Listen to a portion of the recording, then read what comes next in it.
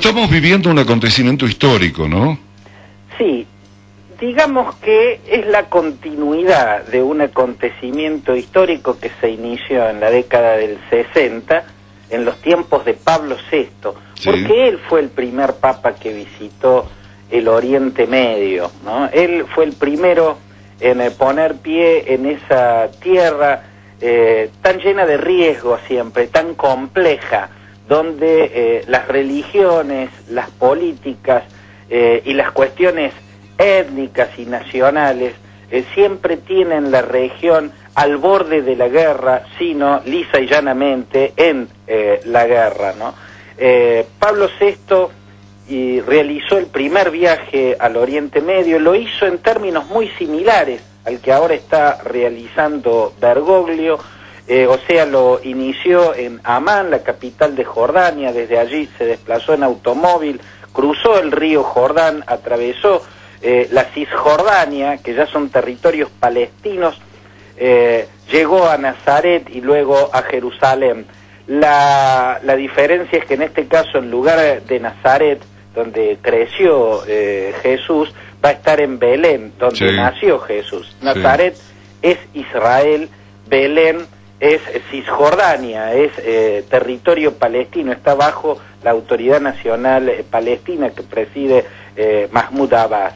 En el caso de aquel viaje de Pablo VI, el hecho más relevante fue su encuentro con Atenágoras, el patriarca del cristianismo ortodoxo. Ahí se inició, digamos, un acercamiento entre la iglesia cristiana ortodoxa y la iglesia católica, la de Oriente y la de Occidente, ¿no? Aquella cumbre con Atenágoras fue el punto clave de aquella visita de Pablo VI, que también implicó un reconocimiento explícito al Estado de Israel, porque lo recibió el entonces presidente israelí. Luego vendrían los viajes de Juan Pablo II, Juan Pablo I, Albino Luciani, el sucesor de Pablo VI, no llegó a hacer un viaje porque solo estuvo 30 días sentado, 30 o 33, una cosa así, en el trono de Pedro, porque una muerte, la muerte lo sacó muy rápidamente de la escena. Si no, él también hubiera ido a Oriente Medio, lo hizo Juan Pablo II, lo hizo el sucesor de Juan Pablo II, o sea, Benedicto XVI, Joseph Ratzinger, y ahora ya continúa con lo que ha pasado a ser una tradición, ¿no? Jorge Bergoglio, el Papa Francisco, ¿no? Y en esta ocasión creo que el signo más relevante es que hace el recorrido desde Amán a Jerusalén, pasando por Belén, acompañado del gran rabino de Israel y de el principal de los imanes, o sea, la máxima autoridad religiosa del Islam, aunque tanto en un caso como en otro son religiones sin estructura jerárquica como lo es el catolicismo, ¿no? ¿Qué significa esto, Claudio? Perdón, ¿qué significa en qué? Esto de los tres haciendo este recorrido. Bueno, desde mi punto de vista también tiene que ver, esta es una lectura muy árida la que voy a hacer, me gustaría no hacerla, pero digamos, desde mi punto de vista también tiene que ver con la seguridad, ¿no? O sea, un recorrido en automóvil, en tierras donde las religiones causan odios viscerales y enfrentamientos muy duros.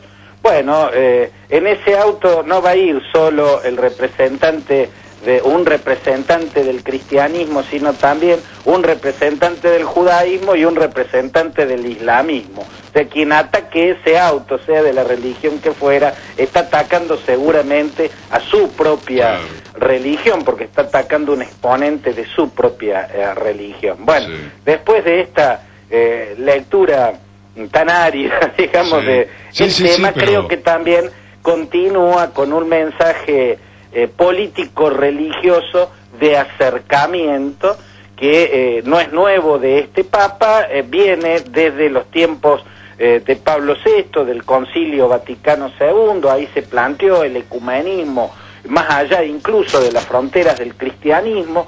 y por ende tiene que ver con eso, ¿no? Jerusalén es la tierra de tres grandes religiones, las tres grandes religiones monoteístas, cada una es hija de la inmediata anterior. El judaísmo es, digamos, la primera, ¿no? El cristianismo es un neojudaísmo, es una religión enteramente judaica, no hay nada en el cristianismo en contraposición con el judaísmo, hay un parentesco visible, y el islamismo es un derivado del judaísmo y del cristianismo. Mahoma empieza su transformación y empieza a alejarse del paganismo que reinaba en su tierra, el yihad, el corazón de lo que es actualmente Arabia Saudita, la Meca,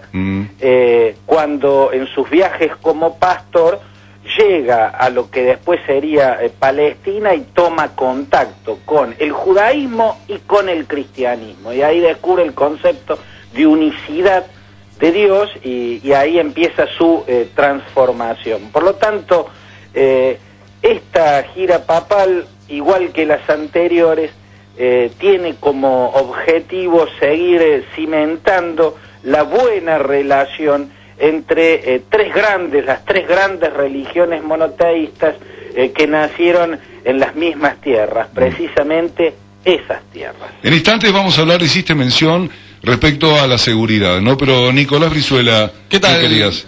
Claudio, ¿cómo le va? Nicolás Brizuela. ¿Qué tal, Nicolás? Un gusto. Igualmente. La pregunta que siempre me hago cuando interviene la Iglesia en algún acontecimiento o sale el Papa de visita y cuando se expresa a favor de la paz, yo quiero saber, sacando de lado los fieles que lo siguen y son fervorosos y aplauden y tienen ese sentido de paz también hacia el pueblo, ¿qué incidencia llega a tener en estos conflictos al poder político? ¿Cuán importante es la visita de un papa al pedido de paz en el poder político? Es importante en el pueblo, eso lo sabemos, pero en lo que mandan, en lo que toman decisiones, ¿cuenta la opinión de la Iglesia?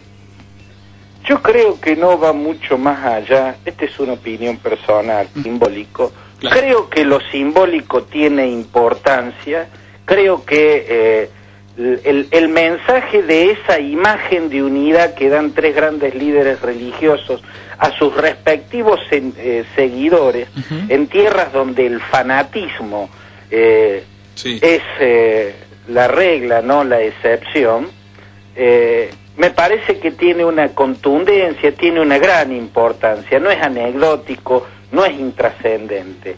Luego está los pronunciamientos concretos del Papa.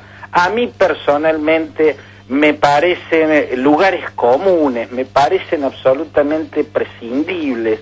La frase que hoy está como título en todos los diarios, es urgente encontrar una solución pacífica para Siria.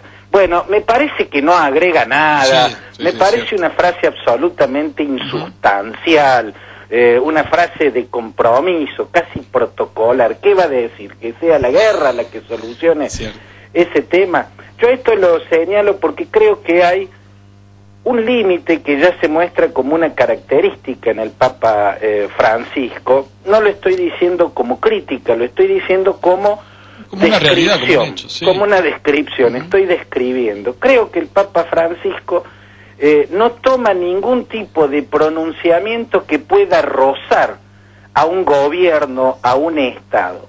Y a esto se lo ve tanto en Latinoamérica, en su forma de pronunciarse respecto a la Argentina o a Venezuela, donde la convulsión es muy grande y por ahí muchos esperaban algún pronunciamiento un poco más claro, un poco más menos simbólico, menos abstracto, ¿no?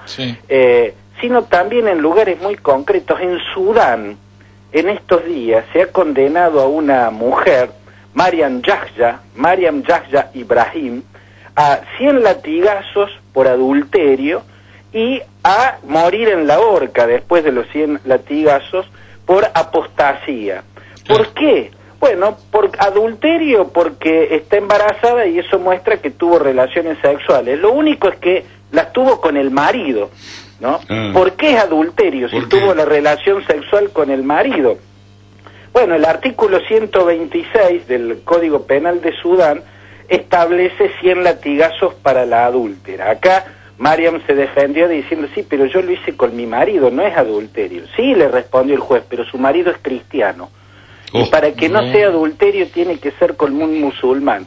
A lo que ella respondió, pero yo soy cristiana, ¿no? Entonces ahí se le aplicó el artículo 146 del Código Penal, que la condena a muerte por apostasía, porque por ser cristiana.